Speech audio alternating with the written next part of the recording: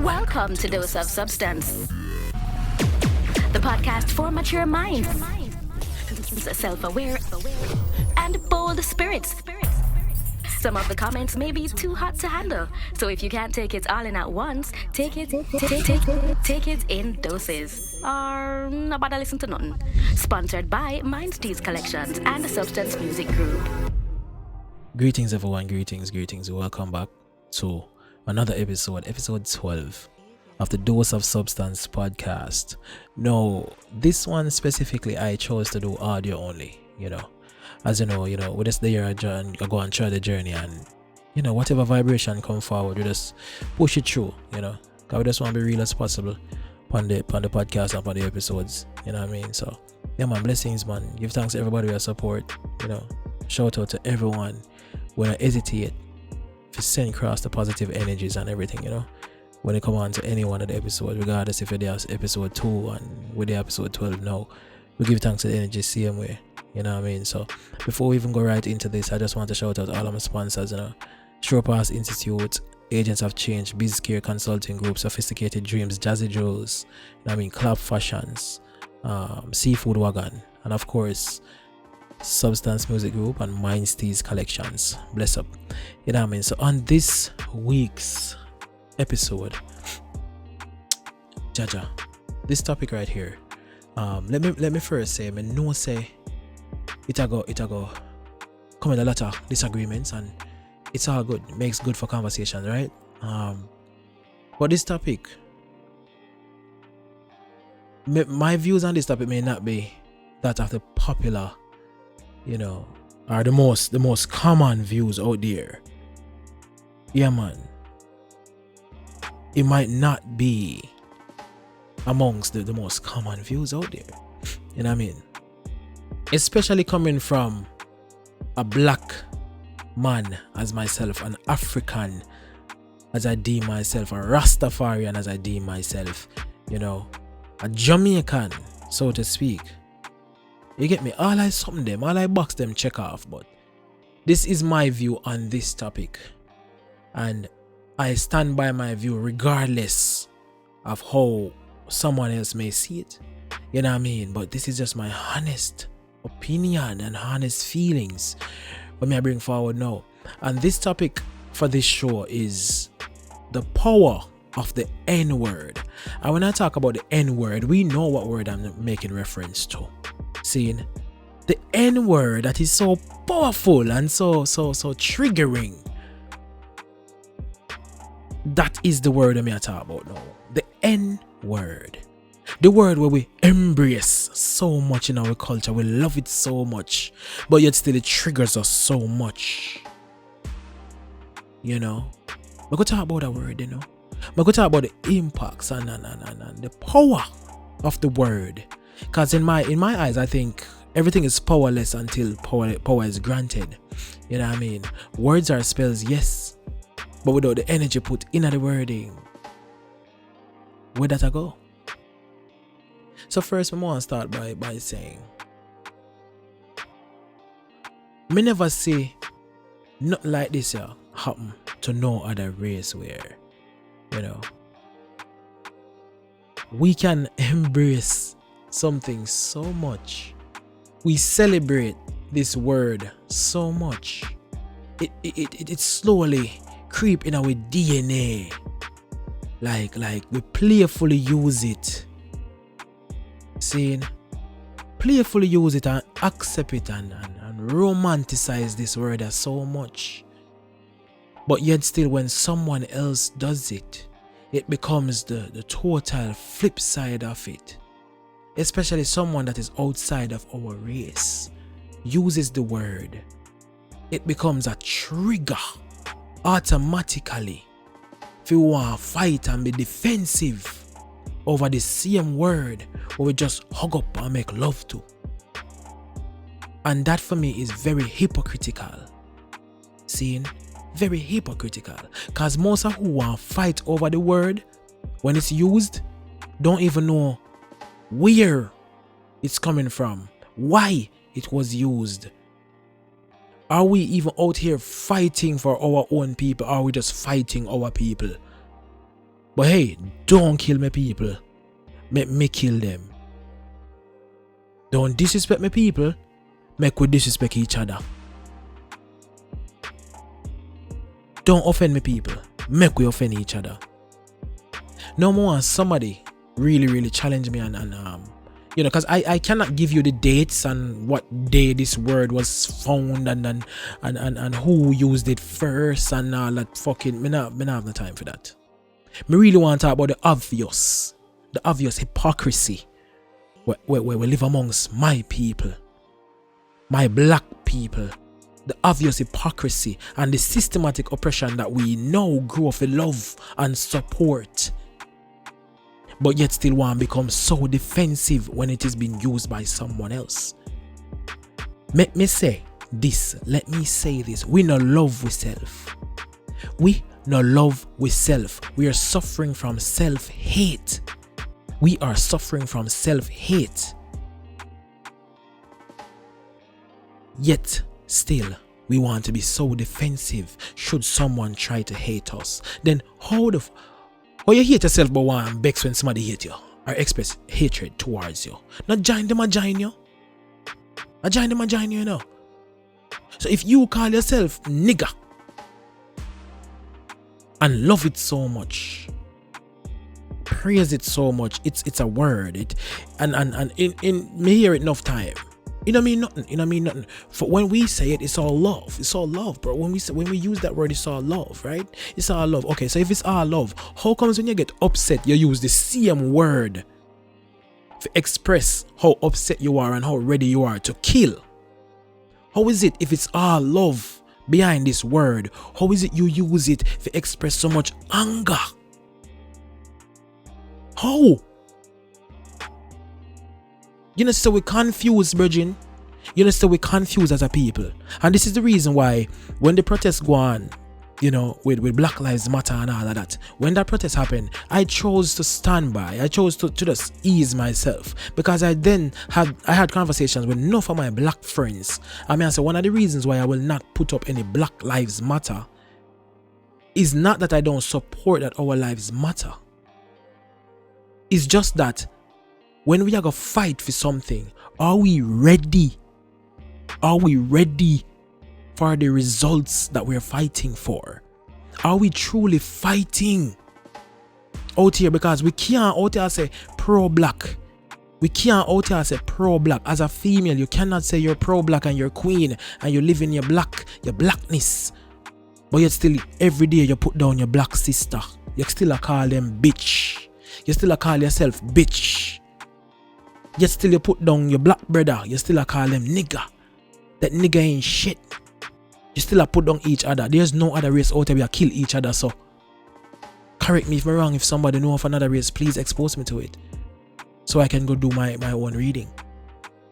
You get what I mean? Why are we so quick to adapt and accept the things that are so demeaning to our nature, our natural being and existence? But we quick to become defensive should it be used by somebody else. But the same thing where we are defend has been passed down by somebody else or some other race, our ethnic group.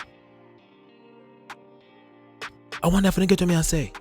Like, why we out here fight to defend one word and we quick for just get so defensive when a white man or a white woman call we nigger, but we call ourselves that in front of them and expect them to say no, let them alone use it. Bridget, nobody not gonna love we finna start love ourselves, and we do not love ourselves. So until we start work on loving ourselves, let's not try to make it seem like one word is enough for try correct nobody. Virgin, and this is not me saying, hey, white people, go ahead and use this word. Me just not feel like me I get that word and a power. Me feel like I can be outside and a white person look at me and call me a nigger. I mean like with the because me get to find out that there are different pronunciations for this one word. So it have different meaning, which is fucking stupid. Yeah, me now go outside and a white person call me the N-word with the grr on it. Especially with the down south accent or the Texas accent or whatever. And I feel like I now want to just get riled up. And I can't believe it. I'm a world spoil. And the whole of slavery just come back in on myself. And come on, man. When we are going to buckle, wake up and realize that we are the one giving power to this word. We are the ones giving power to this word. And it's not even just the word, it's actually the energy behind it. It's the energy behind it. Because when somebody try to downplay you, if somebody look at me and call me whatever word, and I don't think I am that descriptive word that you just use, that will have nothing, no effect on me. None. None. So until we decide to pull that string and cut that string, we need to cut that string.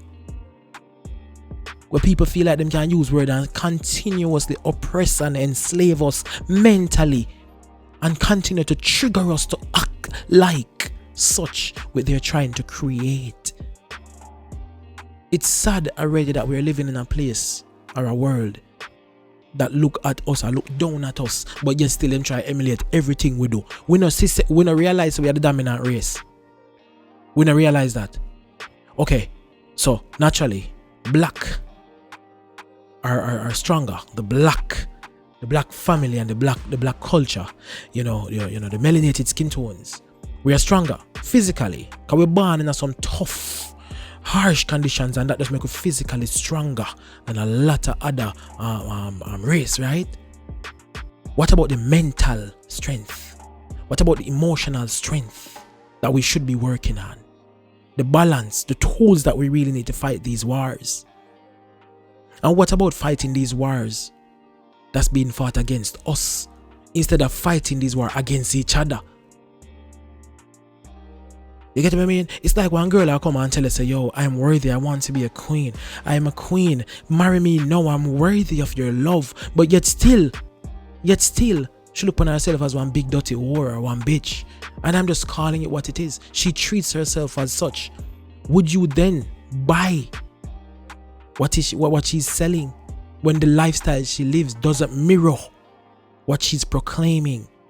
Vice versa, if a man forward and I tell her, say, yo, I want to be treated as a king, but him out here live like a peasant. You get what I mean? Like, it not add up. It don't add up. What I'm saying is, and I'm not downplaying everything or anything that we've been through as a black family. I'm not downplaying slavery or nothing, but some of these things we are continuing them.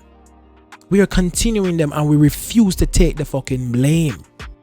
We refuse to take the blame. You get me? I'm ready for one point fingers at other people. When it starts within us. It starts within us. It might sound easy to say, but we have years and years and centuries of mental programming that's still taking place among our young children now, because we as the adults failed to reprogram our minds and reapproach certain things. We tend to continue giving power to these people when they have no power without our consent. We are consenting oppression. How much of it we are fight behind the keyboard and attack and how much are willing to sit down and hold a conversation with someone you think that is an automatic oppressor upon sight? I personally will sit down and have a conversation with someone that has no clue what goes on in my life as a black person, with the aim of educating them. Now, how would I know that this lion won't eat me? My energy will tell me. I'm not gonna let myself keyless and naked. You get me? But that's how education is. If you have the education, you're not sharing it, why the fuck you have it then? You get what I mean? Like, in a nutshell, Bridget, I honestly feel like, regardless of what happened back then, one word should not fucking trigger us to continue with this image portrayed by others about our people. Let's just say, for example, a police stop you Yes, we know the police are killer for you out here. We know police are target black people. We know that. That and not we hide. We know that. And it's not just in America, it's all over. And it's sad to say, remember not Jamaica is majority of black people and police still target black and poorer class. So classism is still present amongst where racism is not even that possible. Because how you gonna live a Jamaican racist? You get me? Like, Bridget, we've been so conditioned, family. We've been so conditioned. We've been conditioned to a level where even growing up, Zane, this don't know how we know we're fucked mentally, but we can unfuck ourselves, you know. Growing up in the church, seeing this is how we're taught to give power away to people when I represent, when I look nothing like we, no know nothing about we. Growing up in the church, how much at church when you're going, I go see one big white image with long hair, with him finger set one way and him there with thorns around him head, and the whole of we go bow down to that, feeling like we are praying to a supreme being. Wonder if you know, so that's an image. So automatically that image that you're praying to and accepting as your supreme being becomes parallel to those you see on earth that somewhat resemble that image that you bow down to and you give your power to. So you then give the power to anything resemble that image, automatically making white people powerful over you. True religion, I will not even see it. Subconsciously burning our system so much we not even see it. And I can say this because I remember putting up a black Jesus image on my WhatsApp, and people text me, my friends, not so friends, but people want me know, because they're not friends. People want me know, text me and say, take that down, no? Take that down. And I say, how? I thought you believed in Jesus. Yeah, but that's not Jesus. Like, they felt so disgusted by a black image of what they pray to. So disgusted. So that's why I know that we don't love ourselves. We talk like we love ourselves. We talk like we support self-love and self-development and balance and peace and tranquility and all of that. But you're so fucking triggered. Everybody else out here have your trigger. How can you be so unbothered? But people have your power cards out there to play with. Like, when I realize that, systematic oppression is a thing, Bridget. But they make it so cool now. It is so cool now. It's so cool to brag how petty you are. It's so cool to brag how much of a bitch you are. It's so cool to brag how freaky you are. It's so cool to brag how much of a nigga you are and a real nigga you are and real all of this. And it's so cool now. Systematic oppression is so cool. It's trendy. It's fashionable now. So it's becoming broadly accepted. So it's now the norm. While somebody, all our people, we are dish out them norms here among our color, our families.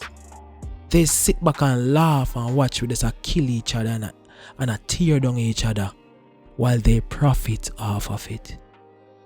Because we give power to powerless. We give power to powerless. They profit off this. They profit. Until the day when we realize that are we in charge? Are we own upbringing? Are we in charge of our own success? We will never be able to regain full power until we start giving that to ourselves, and people will look like we, and people will represent we. We're trying to be every fucking thing except ourselves, when everything out there I try to be we. Do you understand? Do you understand that a lot of people now would look at you and tell you, oh, you're ugly, and oh, you're this and you're that? Have you spent thousands and thousands to look like you? That's just naturally the way you are. No, the one of the saddest reality that I'm going to express now is that when we did young in a school, One of the most degrading thing you can say to someone is, look, you're just black and ugly. You're just black and ugly. And you're upset when you express that, and you're just black and ugly. So I know people will say they want cute babies, but that simply means that them no married to nobody in a for them race. Them tell me that straight. I know people say that, man. They want cute children, but they don't want that with a black person. Automatically thinking that you're ugly. You've accepted that you're ugly. And you've also think that you marrying someone within your race automatically means that you're going to get one ugly pitney. And a mixed pitney alone pretty. So that is self-hate. That right there is self-hate. You hate yourself. So if you hate yourself, you're going to hate everybody will look like you and represent you. Hence why they make self-hate so cool. So we can hate each other. And it's just fashionable. We can tear down each other every chance we get. Brethren, it's not a black pan black crime, you know. It's not a black pan black crime. It's the system among us crime. It is not a woman against man. It's not a black man against black woman. It's the system amongst the black family. It's not parents amongst children. It's the system that is trying to reprogram our style of parenting. Trying to parent our own children for us. Until we realize that we have to take back the power and put it in our community. Stop reacting to bullshit when they're meaningful. If we use all that energy that we have now tearing down each other, to build up each other and build that defense, there's no other race, tribe, culture, or system that can stand up against us as a race. So let's reclaim our power now. Make we reclaim our power now, man. And stop make people feel like them can use little some little minor things and catch we. And it starts with one person. It starts with you. We don't have to wait until we see the rise of a multitude for us to stand up and say, yeah, finally it's here. We can do this now. No, start now. Support your black brother. Support your black sister that's doing business. Yo, the programming is so real, brethren. So real. I do clothing. Mine's Tees Collection is a clothing brand. And I have my own black people telling me that my handmade stuff are too expensive. But that person would not hesitate to go inside of a big brand or popular named store and spend triple times what my clothes that has meaning to it, uplifting messages. They would spend that money because wearing that brand puts you into a higher category, a category that is closer to those that have spent decades trying to oppress us. We prefer to support our oppressors in the name of looking cool than to support your black family in the name of rising and regaining power and status upon the face of this earth. Until we realize the true strength in taking these triggers from these people, we will forever be enslaved by their strategies. My name is 𝘱𝘭𝘪𝘴. Thank you for listening to another episode of the Dose of Substance podcast. I shall see you next week. Blessings. Dose of substance. Let us hit you with a dose of